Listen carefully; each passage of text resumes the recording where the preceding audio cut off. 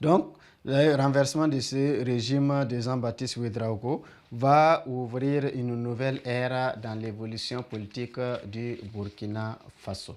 Donc, voici ce que nous pouvons dire concernant le Grand 1, la mise en place de la première, l'évolution politique du Burkina Faso de 1960 jusqu'à 1983. Et dans cette partie, nous avons analysé la première république de 1960 jusqu'à 1966, une république qui a vu le règne de Maurice Yamégo comme président de la Haute-Volta et qui, face à sa gestion calamiteuse de la république, le népotisme, la gabégie, la malgouvernance, c'est quelqu'un également qui a eu des problèmes avec l'Église, ainsi de suite. Donc ces problèmes étaient nombreux, les difficultés auxquelles il faisait face étaient nombreuses et surtout ce qui était encore plus peut-être plus difficile, c'était la situation économique. Et pour résoudre cette situation économique difficile à laquelle le pays était confronté, il a dû prendre des mesures, mais ces mesures-là vont entraîner sa chute. Ça veut dire réduction du salaire des fonctionnaires, réduction des allocations familiales, ainsi de suite. Et les syndicats qui ne vont pas se laisser faire vont organiser une grève de façon générale le 3 janvier 1966 dirigée par Joseph Ouédraogo. Et c'est cette grève-là qui va emporter le régime de Maurice Yamégo, mettant fin à la première république. Et cette république tombe et le régime qui va suivre, c'est un régime d'exception à partir du 3 janvier 1966 et qui va durer jusqu'au 14 juin 1970. Un régime dirigé par le lieutenant Sangoulé Lamizana, qui était le chef de l'armée. C'est lui qui prend la gestion du pouvoir. Il va essayer de faire de son mieux pour redresser la situation difficile dans laquelle le pays se trouve. Il va assainir les finances publiques, il va réduire le train de vie de l'État. Donc, en 4 ans de gestion, il a réussi à faire des prouesses, il a réussi à rétablir une certaine confiance. Aux yeux même des voltaïques, il a réussi à améliorer la situation économique qui était difficile. Et maintenant, il a proposé, si on peut le dire ainsi, la mise en place d'une nouvelle constitution à partir du 14 juin 1970, constitution qui a été adoptée par référendum et qui a permis l'avènement d'une deuxième république. Donc de la première république, on passe à un régime d'exception. Du régime d'exception de 1966 à 1970, on vient à la deuxième république à partir du 14 juin 1970, suite à l'adoption de la nouvelle constitution. Et ce régime-là, de la Deuxième République va durer du 14 juin 1970 jusqu'au 8 février 1974.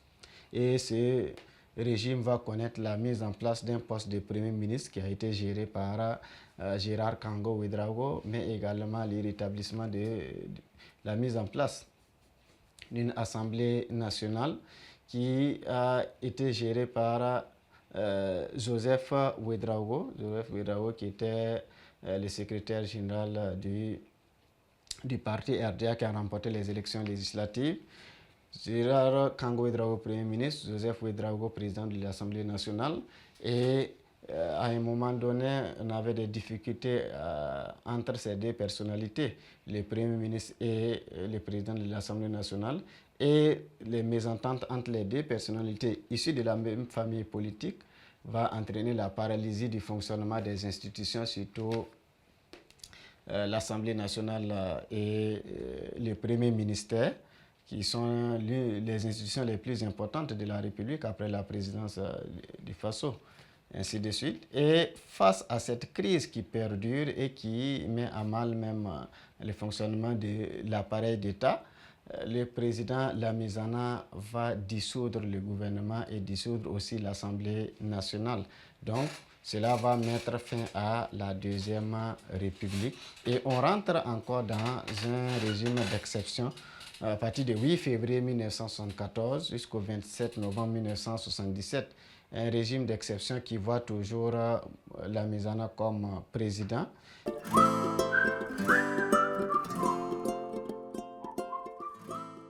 Et aussi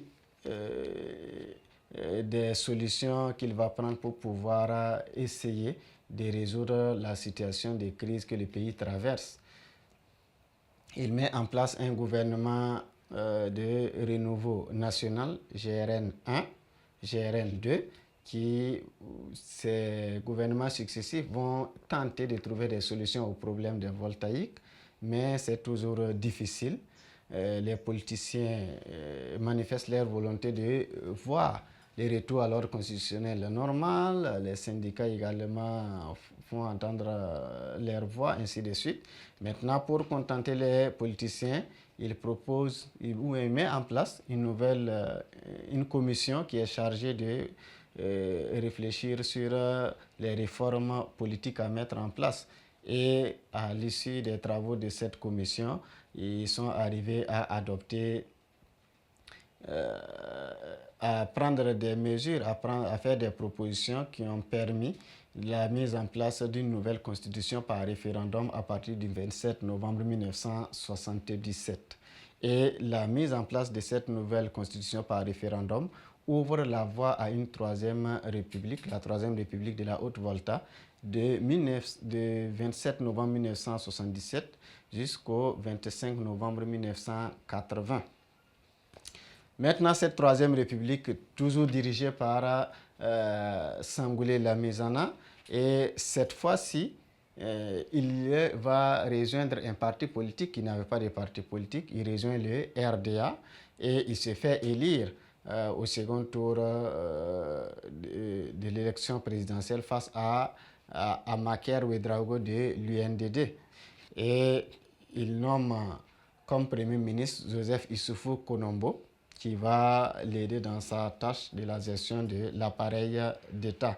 Mais ce régime également de la Troisième République va connaître des soubresauts politiques, va connaître également des manifestations, surtout de la part des syndicats d'enseignants qui revendiquent la satisfaction de leurs plateformes revendicatives. Et face à la volonté du gouvernement de ne pas répondre favorablement aux revendications des enseignants, et comme la crise perdure, l'armée revient à la charge. Et maintenant, ce n'est plus Lamizana qui va poursuivre la route, c'est toujours l'armée, mais c'est un autre acteur qui rentre en jeu, c'est le colonel Sei Zerbo, qui arrive et qui met en place également un régime d'exception à partir du 25 novembre 1980 jusqu'au 7 novembre 1982. C'est Zerbo qui arrive, qui suspend la Constitution, qui dissout l'Assemblée nationale, qui suspend les activités des syndicats, mais également les activités des partis politiques, qui nomme Thomas Sankara comme secrétaire chargé à l'information. Et bien sûr, d'autres mesures. Même l'immigration était contrôlée. Beaucoup d'autres mesures un peu révolutionnaires ont été prises sous la gestion de Sei Zerbo. Mais la cohabitation entre le secrétaire chargé à l'information et le président n'est pas au beau fixe. L'ambiance n'est pas favorable pour une cohabitation qui va leur permettre de gérer efficacement l'appareil d'État. Des mésententes existent. Thomas Sankara va démissionner en déclarant même malheur à ceux qui bâillonnent leur peuple. Il démissionne et il est mis en résidence surveillée. Et après cela, le président colonel Sei Zerbo va prendre d'autres mesures et ces mesures vont rester toujours impopulaires. Et face aux différentes difficultés auxquelles il n'arrive pas à trouver des solutions, l'armée poursuit toujours son œuvre.